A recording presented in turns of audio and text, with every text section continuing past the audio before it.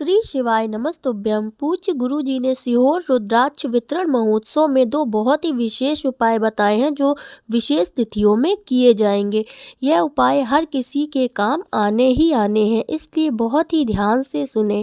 पहला उपाय यह है, यदि आपके घर में धन की बहुत ज़्यादा कमी है जिसकी वजह से आपका कार्य नहीं हो पा रहा है, आपको किसी कार्य में सफलता प्राप्त नहीं हो पा रही है या व्यापार धंधा आपका सही से नहीं चल रहा है, तो इस पहले उपाय को आप ज़रूर करें। और जो दूसरा उपाय है वो उन लोगों के लिए है जिनके घर में बहुत ज़्यादा दुख और परेशानी चल रही है, परेशानियां पीछा नहीं छोड़ रही हैं, आपने सारे प्रयास करके देख लिए हैं, तो यह उपाय आपको ज़रूर सुनना चाहिए। पहला उपाय जो है वह माता लक्ष्मी को प्रसन्न करने के लिए है, तो इसलिए यह उपाय भगवान शिव जी और श्री हरि विष्णु जी के लिए है। तो इस उपाय को आपको कांता भगवान के नाम से पूर्ण करना है। जो आपके घर में धन को लेकर आ रही है परेशानी, वो उसको दूर करेंगे। इससे पहले यदि आप चैनल पर नए हैं तो कृपया चैनल को सब्सक्राइब जरूर कर दें और बेल आइकन को दबाना ना भूलें। इस उपाय को घर के सभी सदस्यों को करने की ज़रूरत नहीं है। घर का कोई भी बड़ा सदस्य, चाहे वह माताएं हो या घर का ही कोई पुरुष हो, वह यह उपाय कर सकता है। अब आपको यह उपाय करना कब है, तो उपाय को मुख्य रूप से सुबह के समय करना है आपको, ठीक है। यदि आप किसी कारणवश सुबह नहीं कर पा रहे हैं तो शाम के समय प्रदोष काल में भी आप यह उपाय कर सकते हैं। अब बात करते हैं इस उपाय को करने के लिए आपको किन किन चीज़ों की आवश्यकता होगी। आपको सबसे पहले लेनी है सुंदर सी प्यारी सी बेलपत्र, और अब आपको लेनी है एक शमी पत्र और एक सफ़ेद पुष्प जो भोले बाबा पर चढ़ता हो। अब आपको ले लेना है एक लाल पुष्प और, ठीक है। आपकी यह सभी सामग्री उपाय के लिए तैयार हैं। और जैसा कि आप देख पा रहे होंगे, यह उपाय आप किसी विशेष दिन पर कर सकते हैं। प्रदोष हो या मासिक शिवरात्रि हो या सोमवार की अष्टमी हो या किसी विशेष तिथि में आप यह उपाय करें तो ज़्यादा अच्छा है, नहीं तो आप किसी भी दिन यह उपाय कर सकते हैं। सुबह सुबह आपको अपनी पूजन सामग्री और उपाय के लिए ये चारों सामग्री लेकर मंदिर जाना है और एक लोटा जल साथ में लेकर जरूर जाएं। अब सबसे पहले आपको भोले बाबा का पूजन करना है जैसे आप करते हो, फिर पूजन के साथ में ही यह उपाय भी आपको कर लेना है। यदि शाम के समय आप इस उपाय को कर रहे हो तो एक बात का ध्यान रखें, शाम के समय कोई भी उपाय किया जाता है तो दीपक लेकर जरूर जाया जाता है मंदिर में। गोल बत्ती का शुद्ध देसी घी का दीपक आपको लेकर जरूर जाना है।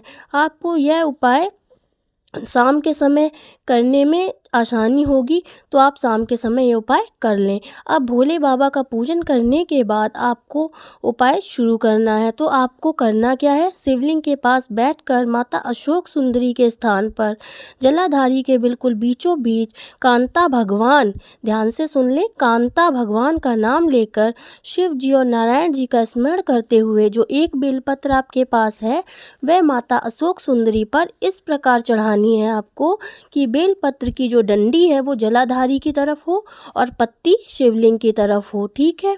अब इस एक शमी पत्र को भी आपको माता अशोक सुंदरी के वाले स्थान पर चढ़ा देना है, समर्पित कर देना है, ठीक है। शमी पत्र की भी जो डंडी है आपकी वो जलाधारी की तरफ होनी चाहिए जहाँ से जल नीचे गिरता है, ठीक है।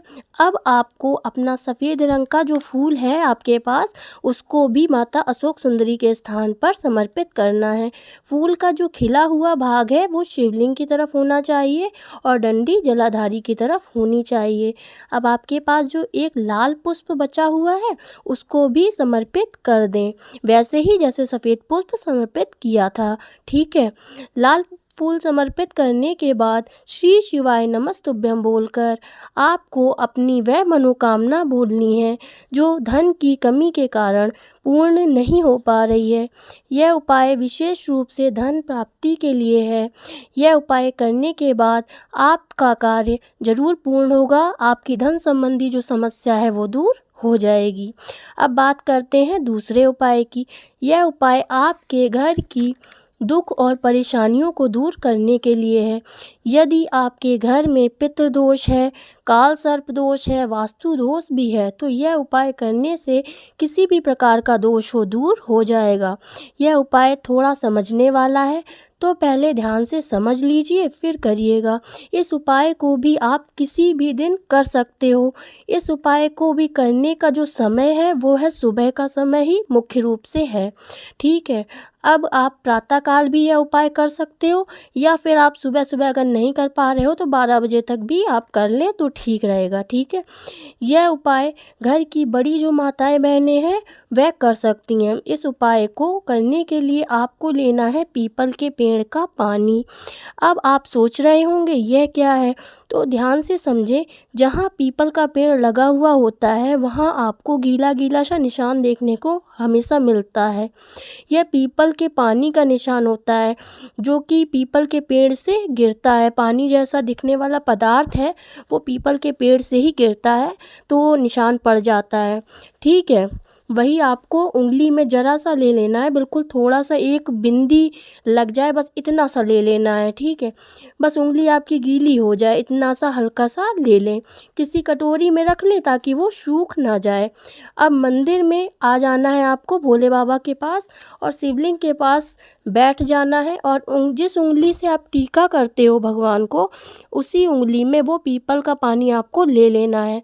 शिव जी पर जब हम जल चढ़ाते हैं तो जब जल जलाधारी से नीचे गिरता है तो जलाधारी का जो आखिरी भाग होता है जहाँ से जल नीचे गिर रहा है उसी में बीचों बीच के स्थान पर जो मोटा सा भाग है जलाधारी का, उस पर आपको एक बिंदी इसी पीपल के पानी की लगानी है, ठीक है, जैसा कि आप स्क्रीन पर देख पा रहे होंगे। और ध्यान रखें जब आप यह बिंदी जलाधारी पर लगा रहे हो तब आपको अपना नाम व गोत्र निश्चित रूप से बोलना है, ठीक है। उसके बाद शिवलिंग पर एक लोटा जल चढ़ा दें और बाबा से अपनी दुख व परेशानी कह दें, जो भी आपकी दुख परेशानी हो, ठीक है।